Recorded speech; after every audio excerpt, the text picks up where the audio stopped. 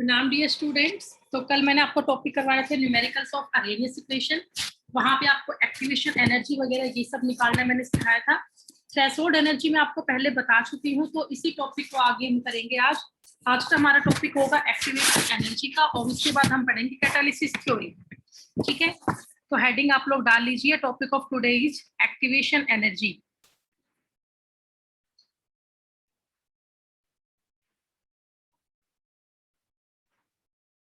Activation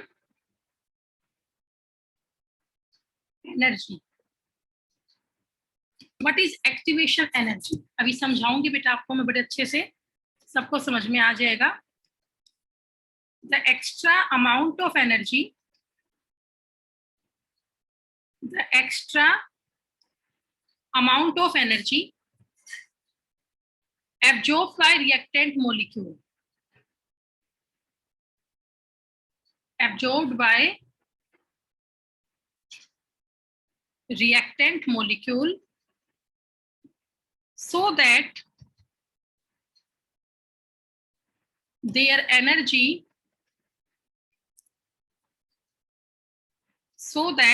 energy becomes equal to threshold energy। अब ये आप कहोगे मैम क्या लिखवा दिया, तो बड़ी सिंपल सी बात है।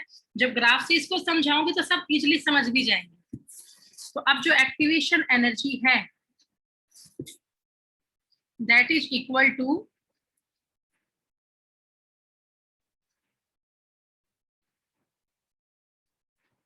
यहाँ पे लिख ले आप,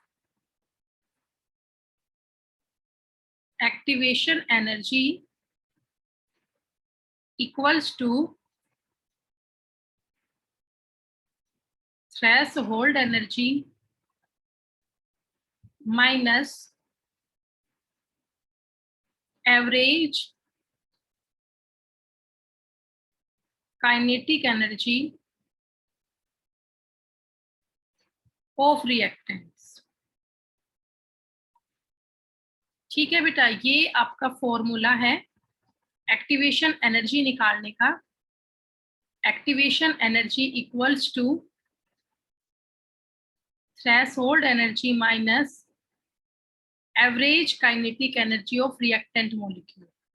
अब ये तो मैंने आपको पहले एक दिन समझाया था। What is threshold energy? The minimum amount of energy that must be required to form an intermediate. ठीक है, तो अभी आगे मैं दोबारा से ग्राफ से समझाऊंगी बेटा। उससे पहले आप सिग्निफिकेंस लिखें एक्टिवेशन एनर्जी का। पहले टॉपिक पूरा पढ़ा देती हूँ, फिर कोई डाउट हो तो हैंड रेज करना। Significance of activation energy. तो एक्टिवेशन एनर्जी को हम ऐसे रिप्रेजेंट करते हैं ई ए से। तो एक्टिवेशन एनर्जी का क्या सिग्निफिकेंस है देखिए बेटा।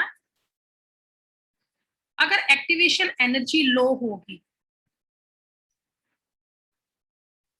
लो एक्टिवेशन एनर्जी, तो फास्टर होगा रेट ऑफ रिएक्शन। मतलब जितनी एक्टिवेशन एनर्जी कम होगी ना, उतना ही रिएक्शन की स्पीड है वो ज्यादा होगी। और अगर एक्टिवेशन एनर्जी है वो हाई है, हाई एक्टिवेशन एनर्जी है, तो रिएक्शन स्लो होगी। रिएक्शन कैसी होगी? स्लो होगी। तो ये आपका सिग्निफिकेंस है एक्टिवेशन एनर्जी का। अब हम ये समझते हैं कि एक्टिवेशन एनर्जी क्या है, थ्रेशोल्ड एनर्जी क्या है, और average kinetic energy of reactant molecules क्या है। ठीक है, पहले आप ये पेज करने, फिर इसके आगे मैं आपको समझाती हूँ, बड़ा इजीली आप लोग समझ जाएंगे।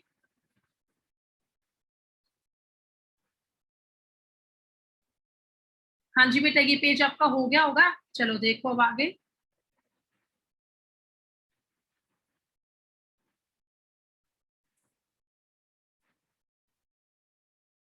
देखिए, अब यहाँ पे हम एक ग्राफ प्लॉट करेंगे।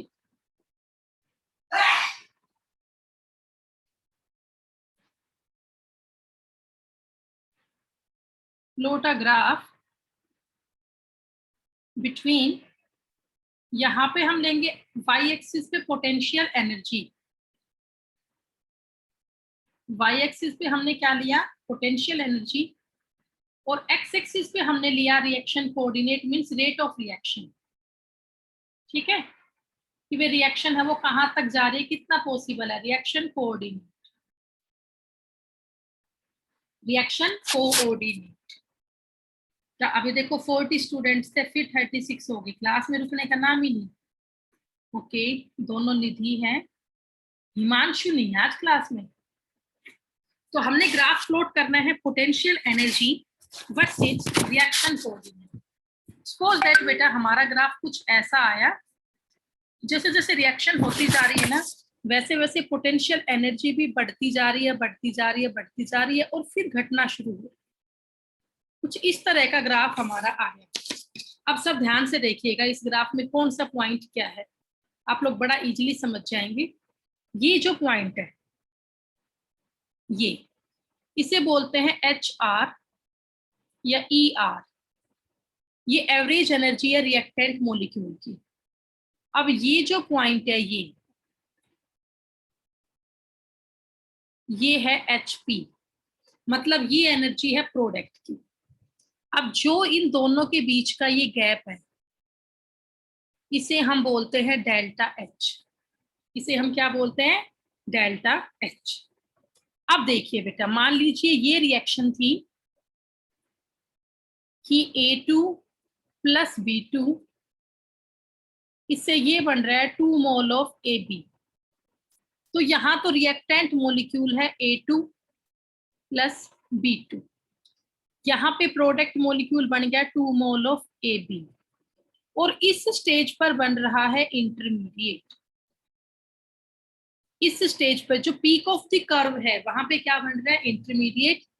यहाँ पर A और A के बॉन्ड का बीच के बॉन्ड टूट रहे हैं, B और B के बीच के बॉन्ड टूट रहे हैं, और A और B में नए बॉन्ड बन रहे हैं। इंटरमीडिएट यही तो होता है, जहां पे पुराने बॉन्ड टूटते हैं और नए बॉन्ड बनते हैं। और ये आपको पता है, बिना इंटरमीडिएट के कभी भी रिएक्शन का कंप्लीशन हो ही नहीं सकता। तो इंटरमीडिएट बनाने के लिए जो एनर्जी चाहिए, उस एनर्जी को हम क्या कहते हैं, थ्रेशोल्ड एनर्जी। बेटा उस एनर्जी को हम क्या कहते हैं, थ्रेशोल्ड एनर्जी कहते हैं। ये पहले पढ़ाया था, the minimum amount of energy that must be required to form the intermediate, उसे हम कहते हैं थ्रेशोल्ड एनर्जी। अब आप देखो, ये आपकी एवरेज एनर्जी है रिएक्टेंट की, ये आपकी एवरेज एनर्जी है प्रोडक्ट की, ऐसा ही है ना। तो ये जो गैप है यहाँ एच आर से लेके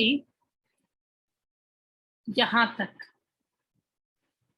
इस गैप को हम बोलते हैं EA, एक्टिवेशन एनर्जी।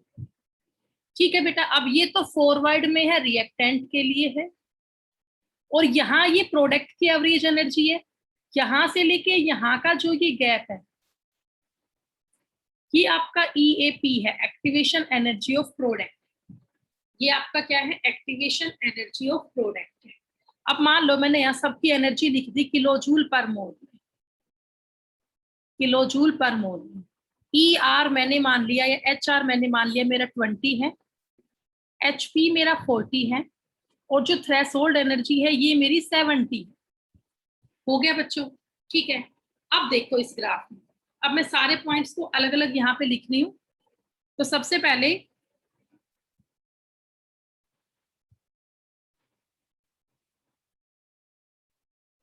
देखिएगा,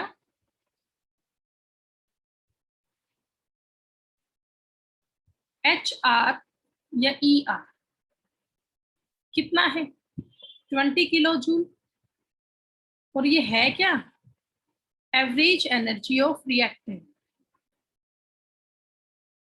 एवरेज एनर्जी ऑफ रिएक्टेंट।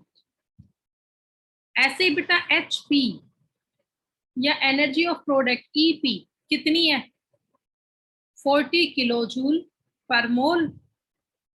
तो ये आपकी क्या बनी, एवरेज एनर्जी ऑफ प्रोडक्ट। अब निकालो change in energy delta H. तो डेल्टा एच कैसे निकलता है, energy of product minus energy of reactant, ऐसा ही होता है ना। तो प्रोडक्ट की एनर्जी कितनी है बेटा 40, माइनस रिएक्टेंट की एनर्जी कितनी है 20। तो ये तो 20 किलो जूल पर मोल आया, मतलब मैं ये कह सकती हूँ कि डेल्टा एच यहाँ पे पॉजिटिव आया, डेल्टा एच पॉजिटिव है मीन्स हीट एब्जॉर्ब हुई। तो ये ग्राफ कौन सी रिएक्शन का है? एंडोथर्मिक रिएक्शन का। ये ग्राफ बेटा किस रिएक्शन का है बोलो? It is the graph of endothermic reaction. चलो अब इसके आगे देखिए बेटा, इतना आपने कर ही लिया होगा। अब हम यहाँ बात करते हैं थ्रेशोल्ड एनर्जी की, जिसे टीई से लिखा है थ्रेशोल्ड एनर्जी। वो कितनी है बेटा? थ्रेशोल्ड एनर्जी अगर आप लोग देखते हो तो that is the 70 kilo joule per mole. अब एक्टिवेशन एनर्जी निकालो ई ए, एक बार रिएक्टेंट की। तो रिएक्टेंट की कैसे निकलेगी? थ्रेशोल्ड एनर्जी, तो थ्रेशोल्ड एनर्जी कितनी है? 70 माइनस रिएक्टेंट की एवरेज एनर्जी। तो 70 माइनस 20 कितना आया बच्चों? 50 किलो जूल आया। और ऐसे ही आप एक्टिवेशन एनर्जी अब निकालो प्रोडक्ट की, ई ए प्रोडक्ट। तो थ्रेशोल्ड एनर्जी तो 70 ही है, माइनस बच्चों आप देखो ये कितनी है इस बार एक्टिवेशन एनर्जी ऑफ प्रोडक्ट। तो HP कितना है? 40। तो 70 माइनस 40 ये कितना आया? 30 किलो जूल। ये कितना आया बेटा? 30 किलो जूल। तो एक बार आप मुझे इस पेज का बताओ, तुम्हें कोई डाउट तो नहीं है इसमें? अगर ये ग्राफ आपको समझ में आया है एंडोथर्मिक रिएक्शन का, then please raise your hand. और अगर किसी को कोई डाउट है तो please show me thumb impression. Doubt वाला बच्चा थंब इंप्रेशन शो करे, समझ में आ गया तो हैंड रेज करे। किसी बच्चे को डाउट है तो थंब इंप्रेशन दे बेटा, मैं देख रही हूँ, शाबाश। मोस्टली बच्चों को समझ में आ गया। सब बच्चों का रिव्यू जरूर आए मेरे पास। ओके बेटा, सबको समझ में आ गया, वेरी गुड। किसी का डाउट नहीं आया। अब मेरा एक छोटा सा क्वेश्चन है, मैं आपको 1 मिनट म्यूट अनम्यूट करती हूँ बेटा। अब सब मेरी बात को बेटा ध्यान से सुनना, एग्जाम में क्वेश्चन ये आएगा, ये रिएक्शन है इसकी स्पॉन्टेनिटी किस तरफ होगी? ये रिएक्शन फॉरवर्ड जाएगी या ये रिएक्शन बैकवर्ड जाएगी? किस तरफ ये मूव करेगी? तो अब देखो मैंने पिछले पेज में एक सिग्निफिकेंस आपको लिखवाया था कि जितनी एक्टिवेशन एनर्जी कम होगी उतनी ही रेट ऑफ रिएक्शन फास्ट होगी, करवाया था ना। लो एक्टिवेशन एनर्जी तो फास्टर रेट ऑफ रिएक्शन। अब आप बेटा ये देखो, अगर मैं रिएक्शन को फॉरवर्ड लेके जा रही हूँ रिएक्टेंट से प्रोडक्ट की तरफ, तो कितनी एक्टिवेशन एनर्जी रिएक्टेंट मॉलिक्यूल को चाहिए? तो ये देखो ये रही 50 किलो जूल। कितनी चाहिए? 50 किलो जूल। और अगर मैं इस रिएक्शन को बैकवर्ड की तरफ ला रही हूँ, मतलब प्रोडक्ट को वापस रिएक्टेंट में कन्वर्ट कर रही हूँ, तो कितनी एनर्जी प्रोडक्ट को चाहिए? Activation energy. हमारे पास जो एनर्जी होती है that is the average potential energy, जो हमें इंटरमीडिएट बनाने के लिए चाहिए that is the threshold energy. और उन दोनों के बीच में जो गैप है that is the activation energy. तो एक्टिवेशन एनर्जी जितना कम होगा उतना ही रेट ऑफ रिएक्शन फास्ट होगा। तो अगर मैं इस रिएक्शन को बैकवर्ड लेके आ रही हूँ, तो बैकवर्ड आने में प्रोडक्ट को वापस रिएक्टेंट में कन्वर्ट होना है, तो प्रोडक्ट को कितनी एक्टिवेशन एनर्जी चाहिए? 70 माइनस 40 30 किलो जूल। तो आप बताइए ये ग्राफ है एंडोथर्मिक रिएक्शन का, तो इस रिएक्शन की फिजिबिलिटी किस डायरेक्शन में होगी? ये रिएक्शन ज्यादा किस तरफ मूव करेगी?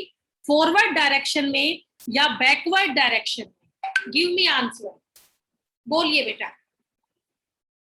मेरा क्वेश्चन आप लोगों को समझ में आया होगा कि ये रिएक्शन किस तरफ फिजिबल होगी, कहाँ स्पॉन्टेनियस होगी, इन फॉरवर्ड डायरेक्शन और in backward direction? Please give your answer. अपने आप को अनम्यूट करें और बेटा बोले। रुचिका, वंशिका, मयंक, बोलो बेटा कोई भी।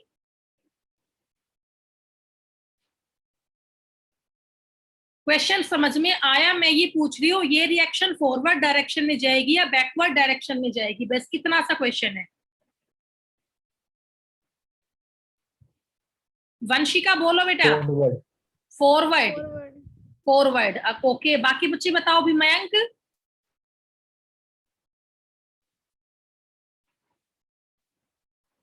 मयंक बोल बेटा किस डायरेक्शन में जाएगी?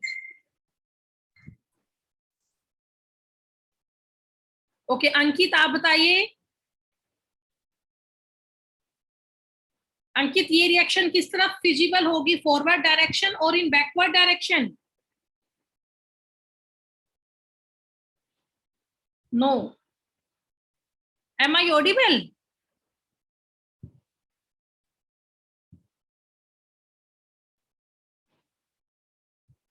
मयंक ओके। बेटा ये रिएक्शन जो है ना, ये फिजिबल होगी बैकवर्ड डायरेक्शन में। It is feasible in backward direction.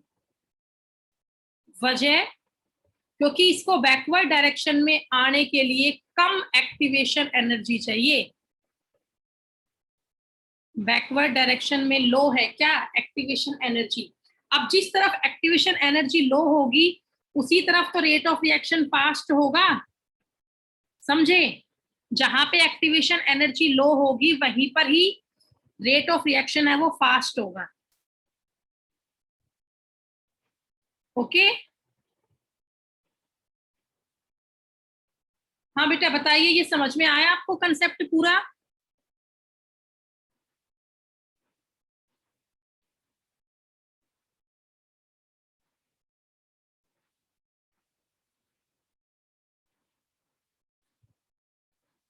Only two students raise their hand, best. हाँ भी सब बच्चे बताओ, ये पूरा कंसेप्ट समझ में आया आपको? वंशिका, हरिओम, अंशु, यश, मोनिशा, कृतिका, निशांत, अनीशा, रुचिका, अभिषेक, निधि, हर्षिता, सचिन, वंशिका। ओके ठीक है बेटा। अरविंद, पायल, योगेश, विपिन, वैष्णवी। तो अनम्यूट करने भी बताते क्यों नहीं हो बेटा? दीपक जाखड़। ओके, तो चलिए ये ग्राफ मैंने करवाया एंडोथर्मिक रिएक्शन का। अब मैं आपको ग्राफ करवाऊंगी एक्सोथर्मिक रिएक्शन का। Now move to our next page. देखिएगा, अब हम फिर से ग्राफ ड्रॉ करेंगे।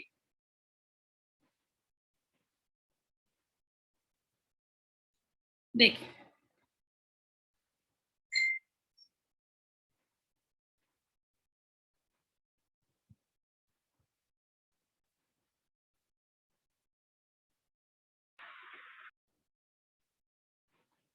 फिर से हमने ग्राफ प्लॉट किया।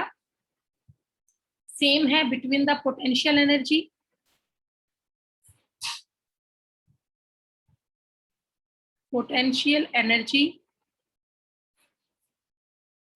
Versus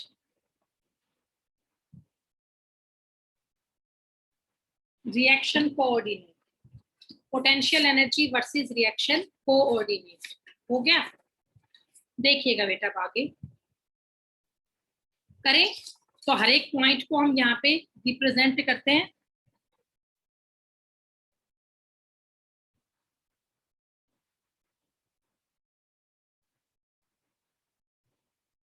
it is HR, it is HP। ऐसा ही है ना? इसके बीच का ये गैप डेल्टा H, ये एनर्जी थ्रेशोल्ड एनर्जी। यहां पे क्या बनता है? इंटरमीडिएट।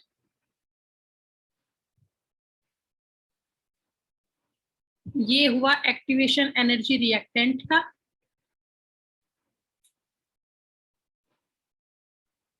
और ये हुआ एक्टिवेशन एनर्जी प्रोडक्ट।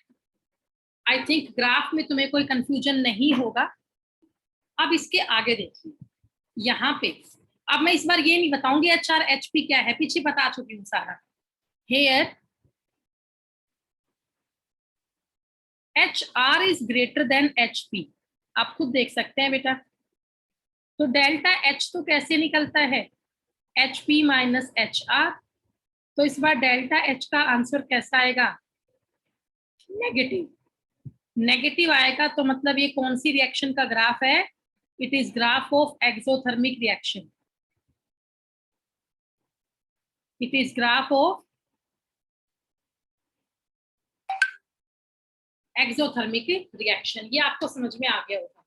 पहले वाले में डेल्टा एच पॉजिटिव था, वो एंडोथर्मिक रिएक्शन का ग्राफ था। अब आप लोग खुद देखो इस रिएक्शन की स्पॉन्टेनिटी क्या होगी। स्पॉन्टेनिटी या आप कह सकते हो फिजिबिलिटी ऑफ रिएक्शन, कि ये रिएक्शन किस डायरेक्शन में मूव करेगी, इस रिएक्शन की स्पॉन्टेनिटी या फिजिबिलिटी क्या होगी। तो आप बेटा खुद देख सकते हो, अगर तुम रिएक्टेंट से प्रोडक्ट की तरफ आ रहे हो, अगर आप रिएक्टेंट से प्रोडक्ट की तरफ आ रहे हो तो रिएक्टेंट मॉलिक्यूल को कम मिल चाहिए एक्टिवेशन एनर्जी। आप खुद देखिए ना, EAR तुम्हारा कम नहीं है। अगर तुम रिएक्टेंट से प्रोडक्ट की तरफ आ रहे हो तो रिएक्टेंट मॉलिक्यूल को क्या कम चाहिए? Activation energy. लेकिन अगर तुम बैकवर्ड जा रहे हो प्रोडक्ट से रिएक्टेंट की तरफ, तो फिर प्रोडक्ट मॉलिक्यूल को ज्यादा एक्टिवेशन एनर्जी चाहिए। तो ये बात तो आपको पता ही है, EAR यहाँ पे जो है ना वो कम है, किससे? EAP से। और ये कई बार बता दिया, लो एक्टिवेशन एनर्जी होगी तो फास्ट रिएक्शन होगी। तो बेटा आप मुझे ये बताए, एक्टिवेशन किसकी कम है, रिएक्टेंट की या प्रोडक्ट की? रिएक्टेंट की कम है, मतलब रिएक्टेंट को यहां से यहां आने में जो तो कम टाइम लगेगा। तो ये रिएक्शन कहाँ फेवर होगी? Reaction favours toward forward direction. पिछले वाले केस में स्पॉन्टेनिटी ऑफ रिएक्शन, रिएक्शन की विजिबिलिटी कहाँ थी? बैकवर्ड में थी। लेकिन इस बार जो रिएक्शन है वो कहाँ फेवर करेगी? That favours toward forward direction. इस बार ज्यादा रिएक्शन फॉरवर्ड में जाएगी, क्योंकि फॉरवर्ड में जाने में कम चाह रही है एक्टिवेशन एनर्जी। जिस तरफ एक्टिवेशन एनर्जी लो लगेगी उस तरफ रेट ऑफ रिएक्शन है वो फास्ट होगा। कर लोगे ना? ठीक है, तो बताओ तुम्हें इसमें कोई डाउट तो नहीं है? अच्छा, अब एग्जाम में आपसे ये पूछ ले, देखो मैं आपको बता देती हूँ।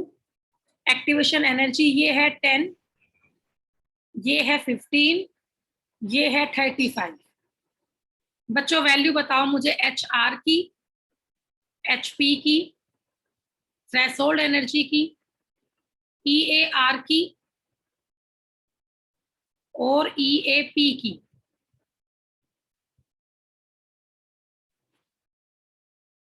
ये 5 वैल्यूज आप लोगों को बतानी है।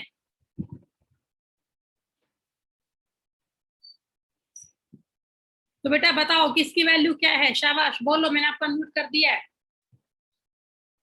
HR कितना है? Average energy of reactant molecule कितनी है? बोलिए बेटा,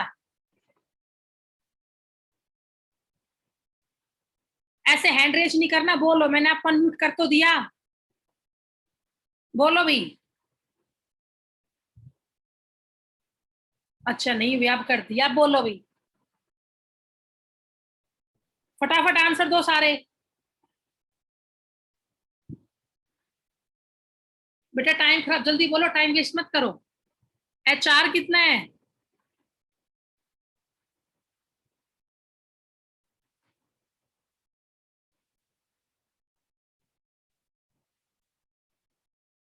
अंकित बेटा आंसर दे, अंकित, अंकित।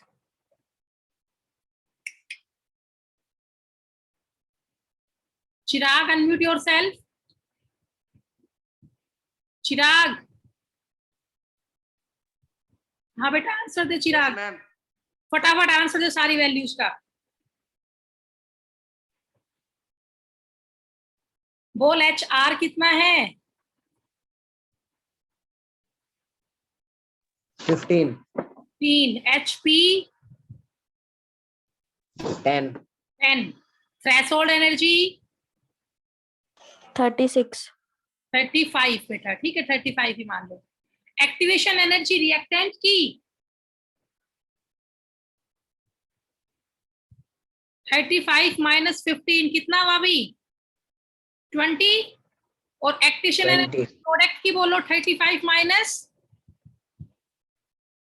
10 10 तो कितना हुआ? 25।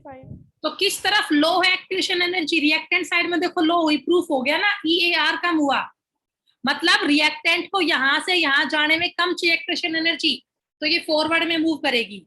और यहाँ देखिए HP माइनस HR, तो 10 माइनस 15, तो आंसर माइनस का 5 आएगा ना। तो ये ग्राफ हुआ एक्सोथर्मिक रिएक्शन का। तो कंक्लूजन ये आया कि एक्सोथर्मिक रिएक्शन में फॉरवर्ड मूव करती है रिएक्शन, और एंडोथर्मिक रिएक्शन में इक्विलिब्रियम कहाँ शिफ्ट होता है, बैकवर्ड डायरेक्शन में। ठीक है, यहां से ये आया कि फॉरवर्ड में तो कहाँ जाएगी रिएक्शन, शिफ्ट टुवर्ड, फॉरवर्ड जाएगी एक्सोथर्मिक के केस में और बैकवर्ड जाएगी एंडोथर्मिक के केस में। और ये आपका टॉपिक हुआ कंसेप्ट ऑफ एक्टिवेशन एनर्जी का। कर लो इसे, फिर नेक्स्ट टॉपिक करते हैं हम।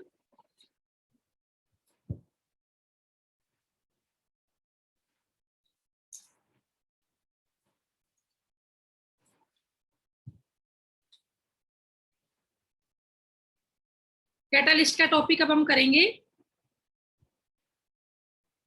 एक छोटी सी बात मैं आपको और बता देती हूँ। जैसे मान लो बेटा मैंने एक रिएक्शन ली H2 प्लस I2 और इससे बन रहा है 2 मोल ऑफ HI। तो अगर मैं इस रिएक्शन का मैकेनिज्म करूं तो क्या होगा, H2 मतलब बॉन्ड है H और H के बीच में, प्लस I2 में बॉन्ड है I और I के बीच में। तो ये दोनों आपके क्या है, रिएक्टेंट्स हैं। ये दोनों क्या है बेटा, रिएक्टेंट्स। अब इससे ना एक्टिवेटेड कॉम्प्लेक्स बनता है इंटरमीडिएट, उसमें क्या है, H और H के बीच का पुराना बॉन्ड टूट रहा है, I और I के बीच का पुराना बॉन्ड टूट रहा है, साथ में यहाँ पे नए बॉन्ड भी बन रहे हैं H और I के बीच में, H और I के बीच में ये नए बॉन्ड बन रहे हैं। तो इसको बोलते हैं इंटरमीडिएट या एक्टिवेटेड कॉम्प्लेक्स या ट्रांजिशन स्टेट। जहां पे एक के बॉन्ड टूट रहे हो, एक के बॉन्ड बन रहे हो, जहां हाई एनर्जी की स्टेट है उसे क्या बोलते हैं, ट्रांजिशन स्टेट। और फाइनली क्या हो जाएगा बोलो, बिना इसके कोई भी रिएक्शन पूरी हो ही नहीं सकती, सभी के बीच में इंटरमीडिएट बनता ही बनता है। फिर फाइनली क्या होगा, H और H का पुराना बॉन्ड टूट जाएगा, I और I का पुराना बॉन्ड भी टूट जाएगा, और H और I के बीच में नया बॉन्ड बन जाएगा, 2 मोल ऑफ HI यहाँ पे फॉर्म हो जाएंगे। मतलब ये क्या बन गया, प्रोडक्ट बन, ये क्या बना, प्रोडक्ट। तो ये आपका टॉपिक हुआ कंसेप्ट ऑफ एक्टिवेशन एनर्जी का, आप इसे कर ले बेटा। फिर इसके बाद नेक्स्ट टॉपिक हमारा है कैटालिस्ट का। नेक्स्ट टॉपिक इसका है कैटालिस्ट का, तो वो टॉपिक अभी हम शुरू करेंगे नेक्स्ट क्लास में। पहले आप ये टॉपिक कर ले, और यहाँ तक किसी को कोई डाउट है तो मुझे बताएं प्लीज।